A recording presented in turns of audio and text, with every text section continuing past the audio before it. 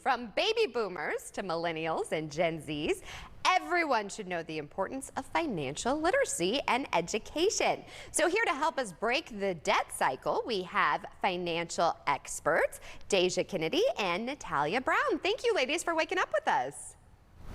Thank you for having us. Thank you. So starting off, tell us about the National Debt Relief new survey results.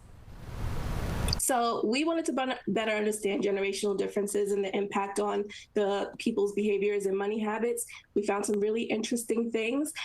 We found that, a lot of people actually admit to making poor decisions, 60% of them, 42% of them were also in financial struggles.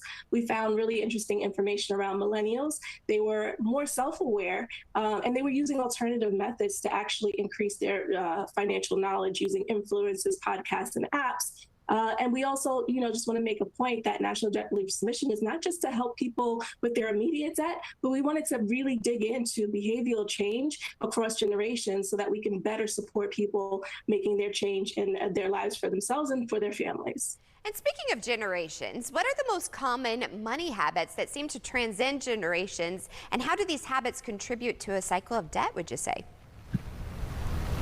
Yeah, so in the National Debt Relief Survey, some of the most common bad money habits were writing off small purchases as insignificant. And these are small purchases that usually go unnoticed, like vending machine fees, last-minute grabs at the checkout line. Gambling was also one that came up, which doesn't necessarily mean casinos. It could also mean something like buying lottery tickets, which most people think is insignificant because of the low cost, but it quickly adds up. And lastly, using credit cards to pay bills. This can be especially troublesome if you're using them without a plan to pay off the balance in full. And these habits contribute to the cycle of debt because it creates a pattern of financial instability and reliance on credit to maintain a certain lifestyle or cover unexpected expenses. Over time, the interest and the fees, it adds up so quickly, it makes it very challenging to break free from this cycle.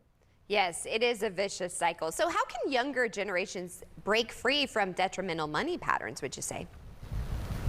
Yeah, so there are so many factors that play into this, but breaking free from this cycle, it has to start with a conscious effort to change, to want to change these money habits, to want to do better. And this can involve creating a budget, reducing the expenses, building an emergency fund, seeking out relevant financial education, and making a commitment to live below your means. In the National Debt Relief Survey, we got some great advice from the older generations to the younger ones. For example, 61% of baby boomers, they recommended that the younger generations create emergency savings funds, and 53% recommended that we save and invest as early as possible. Breaking free from these bad money habits, they definitely can be challenging, but I believe that it's possible with the right financial tools and guidance. Well, speaking of those tools, do you guys have any debt relief tools and resources that we can use? Oh, absolutely. I think the first thing we need to do is make sure that you take a picture or landscape of your financial situation. Be conscious about what you're trying to attempt.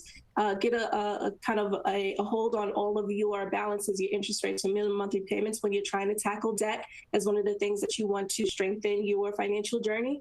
And make sure that you have a plan. And when you have a plan, you have to stay committed to that plan.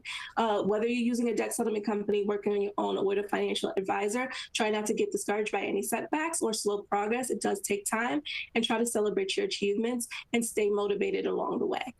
Well, ladies, I really appreciate you joining us and offering this insight.